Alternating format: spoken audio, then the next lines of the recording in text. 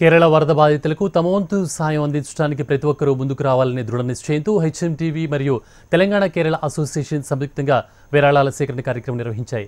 ఈ కార్యక్రమంలో పాల్గొన్న హెచ్ఎంటీవీకి తెలంగాణ కేరళ అసోసియేషన్ ప్రెసిడెంట్ ప్రత్యేక కృతజ్ఞతలు తెలిపారు. కులాలకు అతీతంగా ప్రజలు తరలివచ్చి కేరళ బాధితులకు సాయం చేస్తున్న ప్రజలకు ధన్యవాదాలు తెలుపుతున్న తెలంగాణ అసోసియేషన్ ప్రెసిడెంట్ బెంజమిన్తో మా ప్రతినిధి స్వీటీ ఫేస్ టు ఫేస్.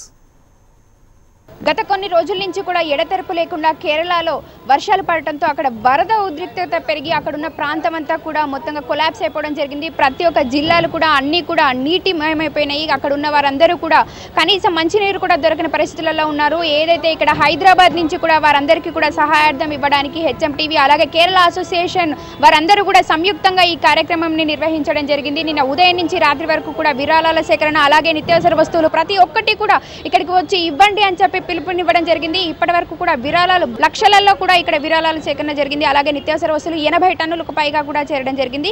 అసలు ఈ సేకరించినవన్నీ కూడా ఎలా భద్రపరిచారు, ఎలా తీసుకెళ్తారు అనే విషయంతో మనతో పాటు మాట్లాడడానికి కేరళ అసోసియేషన్ ప్రెసిడెంట్ ఉన్నారు. వారితో మనం మాట్లాడదాము. సార్ చెప్పండి, అంటే నిన్న ఏదైతే కార్యక్రమం నిర్వహించామో అంటే ఇక్కడ భారీగా కూడా నిత్యావసర వస్తువులు వచ్చాయి. వీటన్నిటిని ఎలా భద్రపరిచారు? రాత్రి అంతా కూడా ఎలా ఉదయం నుంచి తీసుకెళ్లే ప్రయత్నం అనేది చేశారు సార్? నిన్న రాత్రి ఒక 13 లోడ్లు డీసీఎంలు ఇప్పుడు మీరు చూస్తున్నారు. మేము మా గోడౌన్లో టెంపరీగా తీసుకున్నాము.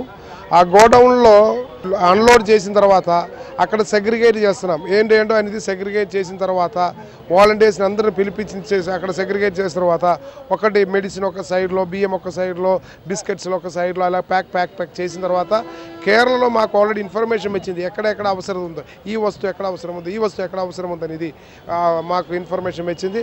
అక్కడికి చేరే విధంగా మేము అక్కడ సిద్ధం చేసుకున్నాము. కాలేజీ విద్యార్థులు సిద్ధంగా ఉన్నారు. మాకు అక్కడ ఉన్న వాళ్ళది రిలేటివ్స్ అందరూ ఇక్కడే ఉన్నారు.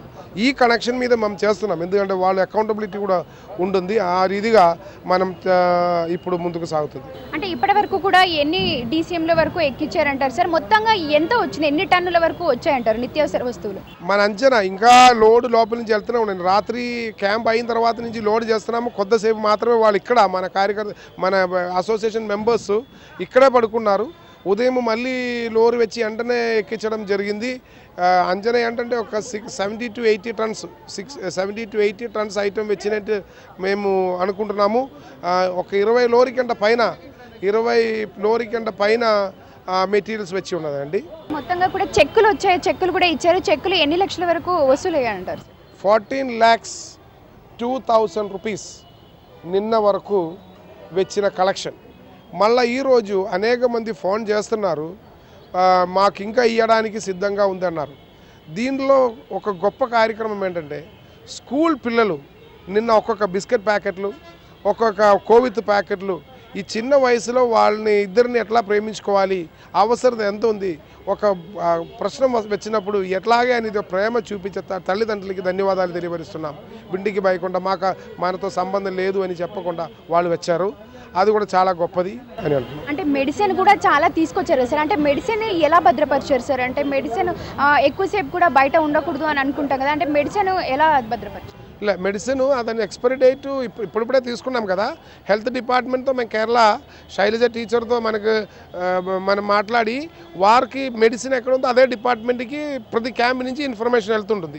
మళ్ళీ ఇన్ఫర్మేషన్ ఎక్కడ వెళ్ళిందో అక్కడి నుంచి మేము సమాచారం అందుకొని మీకు ఇవ్వాలా లేకపోతే మేము ఎక్కడెక్కడ తీసుకువెళ్ళి అక్కడ ఇవ్వాలా అనేది మేము కనుక్కొని దాని ప్రకారం చేస్తున్నాం. ఇప్పుడు ఫస్ట్ దానికి లిస్ట్ కావాలా. ఈ లిస్ట్ వచ్చిన తర్వాత ఒకటని మేము చెప్పడానికి ఉంటుంది. అది లిస్ట్ వచ్చిన తర్వాత మాకు ఒక 10 నిమిషాలు పని.